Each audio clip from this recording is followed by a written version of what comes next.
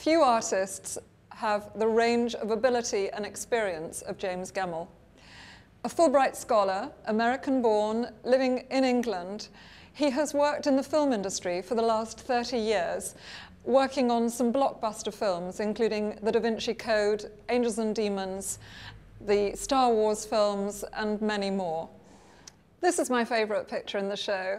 It's an extraordinary piece. It's made of sheet steel that's been precision cut and has been painted in these exuberant colours. It does stand actually off the wall, and it's an amazing image of the Thames, as you've never seen it before, with the very iconic Battersea Power Station and Albert Bridge, and it's full of sunshine and joy. It's a great piece. James Gemmill's defining characteristic as an artist is his versatility. He is open to painting in a range of styles, places, and contexts, and he loves the challenge of developing his technique by working with new materials. His career started in Boston, and he came to the UK as a Fulbright scholar in 1982. He developed his career as a studio artist on both sides of the Atlantic, but then the recession hit the art market in the late 80s, and then he adapted. He started applying his painting skills to the world of film, working as a scenic artist in a number of locations in Europe, North Africa, and the United States. The film work was very varied. He had to produce portraits, landscape effects, backdrops, cutouts, and textural work on schedule and to exact specifications.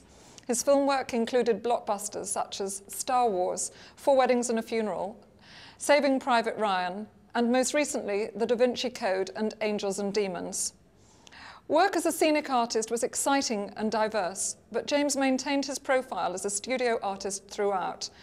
And when the opportunity arose to return to his own art, he seized it, taking with him the knowledge of the sophisticated engineering techniques and up-to-date construction materials which he had acquired during his years in the film industry. The goal was to see how these might be applied to his own artwork. A particular source of inspiration for this exhibition are the metals and cutting techniques employed by John Few at Lee Warren, one of the contractors for the new Wembley Stadium and the 2012 Olympics. Fashioning things in metal has always been a fascination for James. He has designed metal furniture, fixtures, and frames for paintings, and he has depicted metal processing and machinery in his paintings. This exhibition brings together all of this. Metal, boldly applied paint, and light and shadow are combined to produce a new and exciting medium.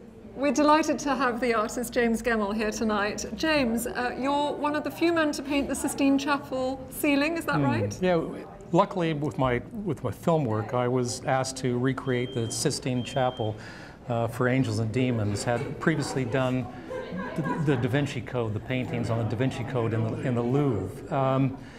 And the Sistine Chapel was built life-size, and so it was not only a pleasure, but it was really informative to actually be able to paint the Last Judgment, particularly the Last Judgment wall, and all the other walls, all the other murals around the Sistine Chapel, life-size, because that's really hasn't been done. I've learned a lot about Michelangelo during that time, and it was fascinating to do and good opportunity.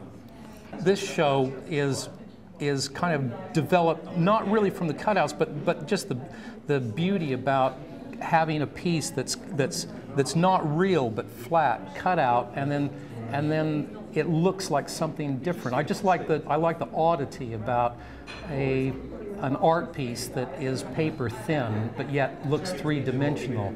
And with these pieces, I just had the opportunity to have access to a laser through Lee Warren Company. John Few gave me access to his computer, and so these pieces are kind of a offspin of that kind of love of the films, love of the cutouts, and just something new that hopefully people haven't seen before. This is something new that people haven't seen before. They're absolutely amazing. Thank you. Thanks.